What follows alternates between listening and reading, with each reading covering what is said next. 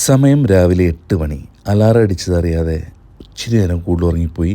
സാരമില്ല, നമ്മൾ രാവിലെ സൺസ്ക്രീനൊക്കെ ഇട്ട് നേരെ മുകളിലേക്ക് പോയി ബ്രേക്ക്ഫാസ്റ്റ് കഴിക്കാൻ. അങ്ങനെ ബ്രേക്ക്ഫാസ്റ്റൊക്കെ കഴിച്ച് റൂഫ് ടോപ്പിലിരുന്ന് എല്ലാവരും ഒന്ന് കണ്ട് വിഷൊക്കെ ചെയ്ത് നമ്മൾ ഇന്നിറങ്ങുന്നത് നേരെ ബാട്ടു കേവ്സിലേക്കാണ്. നമ്മൾ ഒരുപാട് വീഡിയോസിൽ കണ്ടിട്ടുണ്ട് ഈ ഒരു മുരുകൻ്റെ അമ്പലം. അങ്ങനെ ഇവിടെ ചെന്നു കഴിഞ്ഞപ്പോൾ കുഴപ്പമൊന്നും ഉണ്ടായിരുന്നില്ല. പക്ഷേ ആ മുകളിൽ കയറണമെന്ന് പറഞ്ഞപ്പോൾ ഒരു മടി തോന്നി. എന്നാലും നമ്മൾ മുകളിൽ കയറി. 10-200 സ്റ്റെപ്പ് ഉണ്ടെന്നാണ് എൻ്റെ അറിവ്. അത് കയറി മുകളിൽ ചെന്ന് കഴിഞ്ഞപ്പോൾ ഒരു കാഴ്ച കണ്ടു മക്കളെ. ആ കാഴ്ച എന്താണെന്ന് ഞാൻ കാണിച്ചു തരട്ടെ. കാണ്, മഞ്ഞുമൽ ബോയ്സൊക്കെ നമുക്ക് ഓർമ്മ വരും.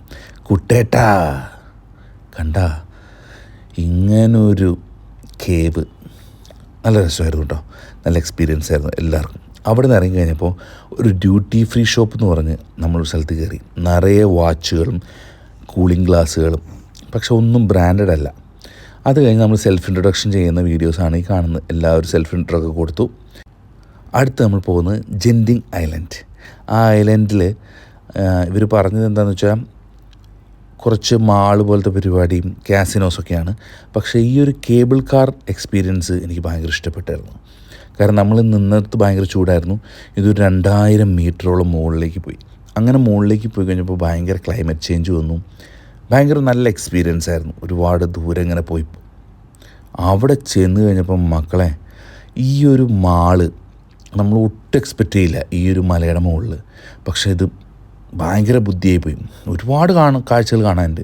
നമ്മളെന്തായാലും ഉച്ചയ്ക്ക് 2 മണിക്കാണ് അവിടെ ചെല്ലുന്നത്. ഭക്ഷണം കഴിക്കാൻ കയറി. ഡക്കിൻ്റെ കുറേ ഐറ്റംസാണ് കഴിച്ചത്. ഡക്കും പോർക്കും.